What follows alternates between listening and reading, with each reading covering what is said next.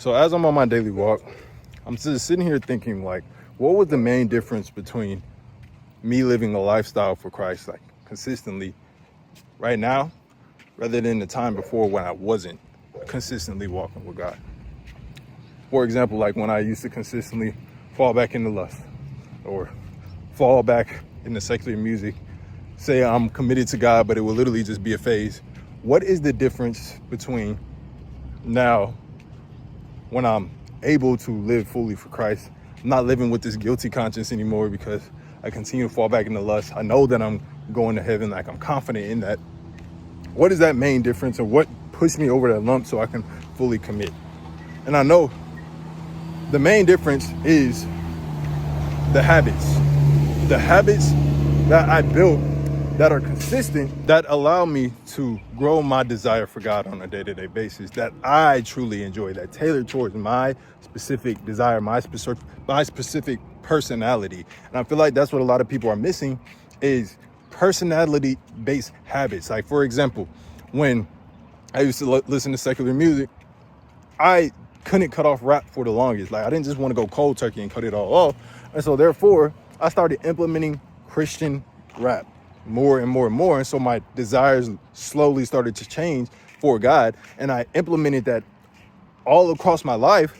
And so therefore, the friends I hang around, the environment that I would constantly put myself in is always pushing me to grow towards Christ. And so therefore, my desire for lust, my desire for the temptation, my desire for the world changes because my mind renewed with my daily habits. Then on top of that, of course, there's the disciplined habits that I implemented on a day-to-day basis that allow me to always keep my mind focused on God. And yesterday, or 2 days ago, it was 2 days ago, with my community refined mindset. If you don't know what that is, that's my business where I help people grow discipline and overcome lust with their relationship with God.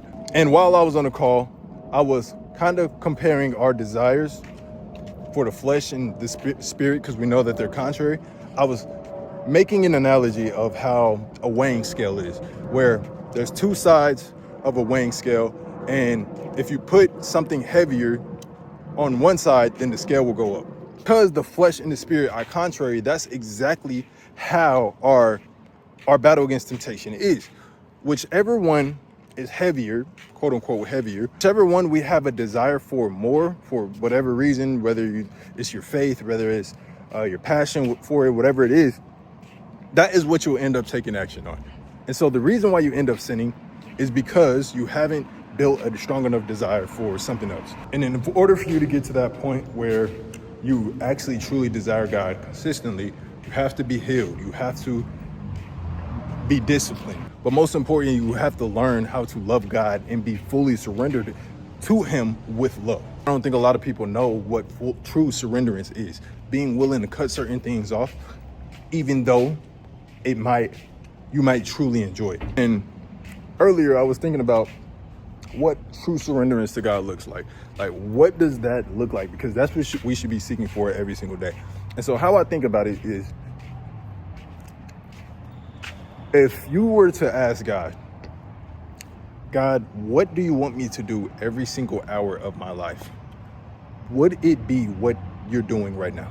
You have to be willing to pray that every single day, ask that every single morning, and ask yourself that every single night as well, to see if you're aligned with what God's vision is for your life. You can't just pray that. You have to actually seek in the Word of what a day-to-day life would look like with Jesus, His character, how He responded to certain things. And that's why you should love to read the Word on a day-to-day basis, and how you should be growing on a day-to-day basis in the Word. Because when you do that, you're constantly getting God's perspective of life from His Word. So therefore, when you get in certain situations, you know, okay, God, what would you do in this instance? What would you do when even out of a breakup? What would you do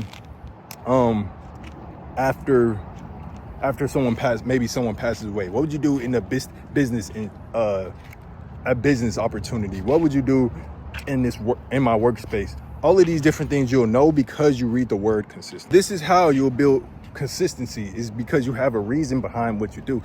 Anything you're consistent in, that you consistently do, has a deep enough reason for you to do it consistently. And so therefore, if you're not reading, if you're not doing something, you don't have a big enough reason, you don't have a big enough inspiration, you don't have a big enough motivation, or you don't have a deep enough understanding of what you're wanting to do. I promise you, once you get all of these three things down and you have a deep enough reason behind the things that you are doing, that's when you'll actually be diligent with the things that you do. Because the lack of diligence just tells you your mindset on the specific task you're doing. It shows that you don't really care for it, or you don't see it as an important enough for you to really be diligent. Because think about it. If, say for instance, you had a job and your boss says a task is really, really important, you're gonna be so diligent with it because you're gonna think that if you aren't diligent, you'll get fired or something like that. But if your boss is barely watching you and they tell you to do a task and you don't have any chances of getting fired, you won't take it that seriously.